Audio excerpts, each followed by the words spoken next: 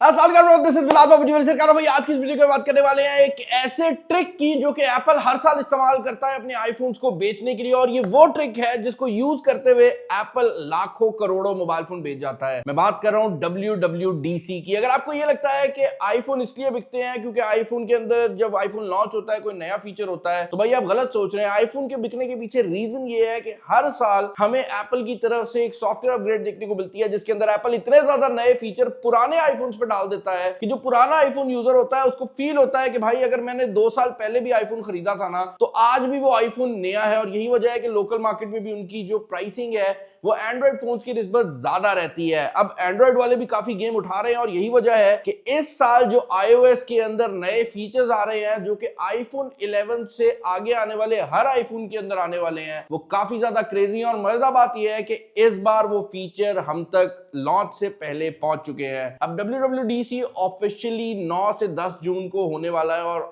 Apple ये feature जो है वो ऑफिशियली अनाउंस करने वाला है। लेकिन काफी डिटेल्स हैं जो कि हमारे सामने आ चुकी हैं और इसके डिफरेंट सोर्सेज हैं। अब पहली चीज तो जो यहां पर क्लियर करने वाली है वो ये है कि iOS 19 जो कि एप्पल के ऑपरेटिंग सिस्टम का 19वां वर्जन है वो लॉन्च होने वाला है। लेकिन इस बार उम्मीद की जा रही है कि इसका नाम iOS 19 नहीं बल्कि iOS 26 रखा जाएगा क्योंकि इसकी जो मेजॉरिटी टाइमलाइन गुजरेगी वो 2026 के अंदर गुजरने वाली है। और आने वाले टाइम में जितने भी एप्पल के ऑपरेटिंग सिस्टम है वो iPadOS हो वो WatchOS हो इन सब की जो नेमिंग स्कीम है वो ईयर के हिसाब से कर दी जाएगी। तो WatchOS 26 आएगा, iOS 26 आएगा, iPadOS 26 आएगा और आपको समझ आ गई है। अच्छा भाई iOS के अंदर काफी नए फीचर्स आ रहे हैं लेकिन सबसे बड़ा हाईलाइटिंग फीचर जो कि इस टाइम सबसे ज्यादा मीम्स में भी आ रहा है वो है इनके AI के फीचर्स में AI का बैटरी फीचर। बेसिकली AI को एप्पल जो है iOS 18 के अंदर Siri तक लेकर आया था। iOS 19 जो कि iOS 26 कहलाता है उसके अंदर ये दूसरी एप्लीकेशंस में भी जाने वाला है और इसके अंदर बैटरी एक मेजर एरिया होने वाला है। अब एप्पल का जो आपका मोबाइल फोन है जब आप उसको इस्तेमाल करेंगे तो आपका मोबाइल फोन आपको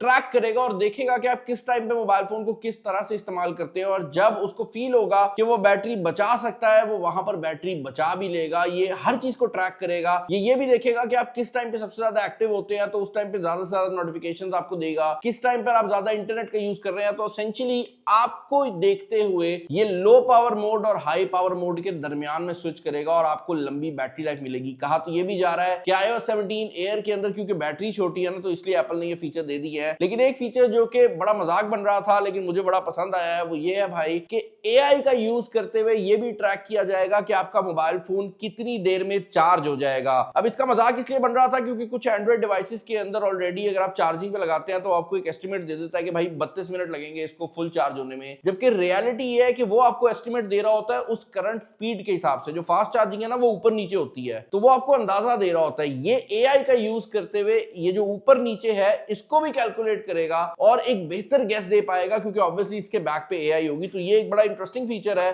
जिसको लोग प्रॉपर्ली समझ नहीं सके। जो फीचर समझना बहुत ज्यादा आसान है वो है eSIM का फीचर। आपको ये बात पता है कि आईफोन्स के अंदर जब आप कोई भी eSIM इंस्टॉल करते हैं तो नया आईफोन लेने पर वो eSIM आसानी से ट्रांसफर हो जाती है। यानी कि आपके पुराने आईफोन से नए आईफोन पे अगर आपने अपनी सिम ट्रांसफर करनी हो तो eSIM बगैर कुछ किए ट्रांसफर हो जाती है। ऑटोमेटिकली जो है वो डेटा ट्रांसफर हो जाता है। बट अब यही चीज आप एंड्रॉइड मोबाइल फोन्स के साथ भी कर सकेंगे क्योंकि गूगल और एप्पल जो है उनने कोई आपस में जुगाड़ लगाया है और अब आप एंड्रॉइड से आईफोन और आईफोन से एंड्रॉइड भी अपनी eSIM ट्रांसफर कर सकेंगे। तो अगर आप लेट से आईफोन बेचकर कहते हैं कि भाई मैं गूगल पिक्सल पे जा रहा हूं तो अब आप अपनी जो eSIM है उसको दोबारा नेटवर्क के पास जाकर लेने की जरूरत नहीं पड़ेगी। आप वहीं से जो है वो ट्रांसफर कर सकेंगे एंड वाइस वर्सा। अगर आप एक ऐसा बंदा है जो कि एप्पल का आईफोन चलाता है और वो ये सोचता है कि यार अल्लाह ने पैसे दिए तो मैं एप्पल का iPad या मैकबुक खरीदूंगा तो आप लोगों के लिए एक बहुत बड़ी खबर है। बेसिकली एप्पल ने iOS 26 के अंदर डिसाइड कर लिया है कि आपको स्टेज मैनेजर बड़े डिस्प्ले के ऊपर देखने को मिल जाएगा। जिसका मतलब यह है कि जब आप अपने आईफोन को किसी स्क्रीन के साथ लगाएंगे तो उसका जो इंटरफेस वहां पर शो होगा वो एक लैपटॉप या iPad टाइप का होने वाला है। जिसका मतलब यह भी है कि अगर आप कोई बेसिक टास्क करते हैं जैसे कि ज्यादातर लोग जो है वो अपने ऑफिस में जाकर PDF फाइल्स देख रहे होते हैं, इंटरनेट सर्फ कर रहे होते हैं, तो उसके लिए आपको लैपटॉप की जरूरत ही नहीं पड़ेगी। आप अपना मोबाइल फोन USB Type-C से लगाएंगे और आप अपनी स्क्रीन पे यूज कर लेंगे। यहां पर यह मेंशन करना बहुत ज्यादा जरूरी है कि यह फीचर सैमसंग ने सबसे पहले सैमसंग डेक्स की फॉर्म में दिया था और एप्पल में अब जाकर आ रहा है। लेकिन फिर अगेन वही बात है कि एप्पल जब इसको लेकर आएगा तो ये इतना ज्यादा पॉपुलर हो जाएगा कि सैमसंग के यूजर्स भी जो हैं इसको ज्यादा इस्तेमाल करने लग जाएंगे। एक और बहुत बड़ा फीचर जो कि आपको एयरपॉड्स के अंदर iOS 26 के अंदर देखने को मिल जाएगा वो है AirPods live translation. Basically AirPod की एक स्पेशल अपडेट आने वाली है जो कि iOS 26 के साथ काम करेगी और एयरपॉड्स के अंदर लाइव ट्रांसलेशन का फीचर आ जाएगा।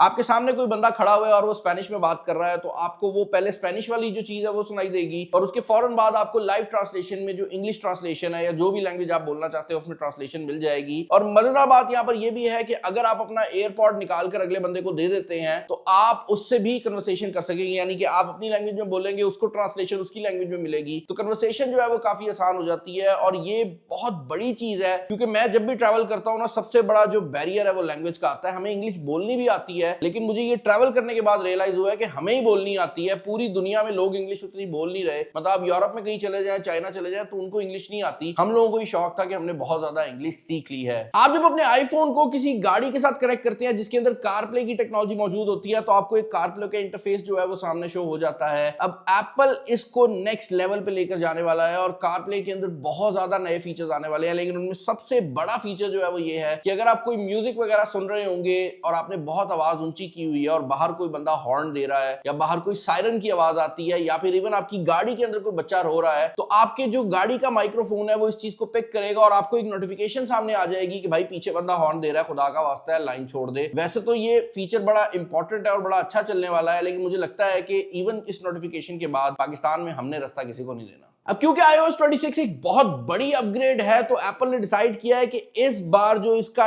डिजाइन है वो भी चेंज होने वाला है। अब एप्पल ने कुछ टाइम में हमें काफी ज्यादा कस्टमाइजेशन देनी स्टार्ट कर दी है। आप चीजों का कलर चेंज कर सकते हैं, आप चीजों का साइज चेंज कर सकते हैं, आप आइकन्स को बड़ा छोटा कर सकते हैं। बट अगर आप iOS की लुक और फील की बात करते हो तो पिछली कई जनरेशन से वो सेम रही है। और एप्पल विजन जो कि एप्पल का हेडसेट था, अगर आपने उसका ऑपरेटिंग सिस्टम देखा, मैंने वीडियो भी बनाई थी, तो उसके अंदर जो ऑपरेटिंग सिस्टम था उसके सारे जो आइकन्स थे वो गोल थे और उसके अंदर एक ट्रांसपेरेंट ट्रांसलूसेंट सी फील आ रही थी। भाई एप्पल अब मुकम्मल तौर पर हर तरफ वैसा ही फील देने वाला है और आपकी एप्पल वॉच से लेकर आपके आईफोन तक सब सॉफ्टवेयर्स के अंदर यही फील आने वाली है। तो ना सिर्फ आपका मेन मेन्यू चेंज हो जाएगा बल्कि एप्पल की अपनी सॉफ्टवेयर जिनके अंदर कैमरा एप्लीकेशन जो कि शुरू से लेकर आज तक एक ही जैसी है वो भी मुकम्मल तौर पर चेंज होने वाली है। और अगर आप इसका एक एग्जांपल देखना चाहते हैं ना, अभी एप्पल के स्टोर पे जाएं और एप्पल इनवाइट्स नाम की एक एप्लीकेशन है उसको डाउनलोड करें। उसकी जो अंदर आपको डिजाइन लैंग्वेज मिलेगी ना, आप ये बात समझ लें कि iOS 19 या 26 जो भी उसका नाम होगा उसके अंदर सब चीजों की वैसी ही डिजाइन लैंग्वेज होने वाली है। अच्छा भाई जरा AI की बात कर लेते हैं क्योंकि AI का वादा एप्पल ने iOS 18 के साथ भी किया था और पूरा साल गुजर चुका है। एप्पल अभी तक प्रॉपर सीरी के फीचर्स जो कि iOS 18 के टाइम पे एप्पल ने कहा था हम लेकर आएंगे नहीं दे सका,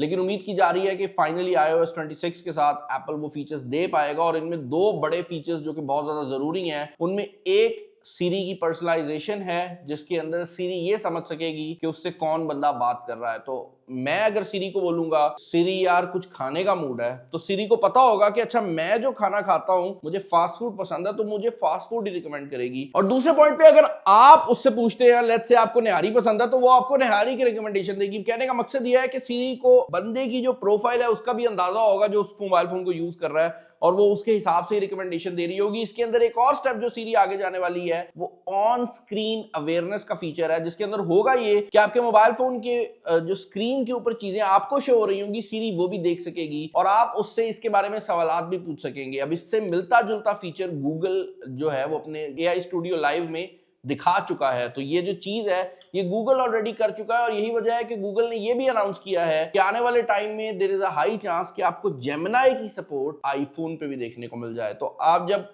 सीरी को कॉल करेंगे और आप कोई भी AI का फीचर यूज करना चाहेंगे तो आपके पास ऑप्शंस होने वाली है। आपके पास ऑप्शन होगी कि आप चैट जीपीटी को यूज कर लें, आप जेमिनी को यूज कर लें या फिर आप सीरी का अपना LLM जो है वो यूज कर लें। तो आपके पास तीन ऑप्शंस जो है वो होने वाली हैं। और अगर आप चाइना के अंदर है तो आपके पास ये चैट जीपीटी और गूगल नहीं होगा, आपको डीप सीक की ऑप्शन देखने को मिलेगी। एक और बहुत ही बड़ा फीचर जो कि एप्पल ने हमें टीज किया था और मैं अपनी वीडियोस में बार बार बोल चुका हूं वो है गेमिंग हब का फीचर जो कि फाइनली एक रियलिटी बनने जा रहा है। एप्पल ये चाहता है कि जब कोई बंदा गेम बनाए तो वो ये सोचकर ना बनाए कि मैंने आईफोन के लिए गेम बनानी है या मैंने लैपटॉप के लिए गेम बनानी है या मैंने टीवी के लिए गेम बनानी है। वो ये सोचकर बनाए कि कितनी पावर चाहिए मेरी गेम को और वो बस गेम बना दे उसके बाद एप्पल ये डिसाइड करे कि जितनी उनकी डिवाइसेस के अंदर ये गेम चल सकती है उन सब पे ये गेम चले। इसका फायदा क्या होगा कि अभी के लिए जो गेम डेवलपर्स हैं, जब वो लैपटॉप के लिए, एप्पल के लैपटॉप के लिए कोई गेम बनाते हैं तो वो सिर्फ वहीं चलती है, कोई आईपैड के लिए बनाता है तो वो वहीं चलती है। लेकिन आने वाले टाइम के अंदर आपको वो गेम्स जो कि नॉर्मली कंप्यूटर में चलती हैं वो भी आईफोन पे देखने को मिल सकती हैं, क्योंकि एप्पल यही करना चाह रहा है। और इसका पहला स्टेप गेमिंग हब है, जिसके अंदर आपकी सारी गेम्स इकट्ठी होने वाली हैं। और इसमें यह तक रूमर आ रहा है कि स्टीम की गेम्स जो कि पहले सिर्फ विंडोज के ऊपर चला करती थी,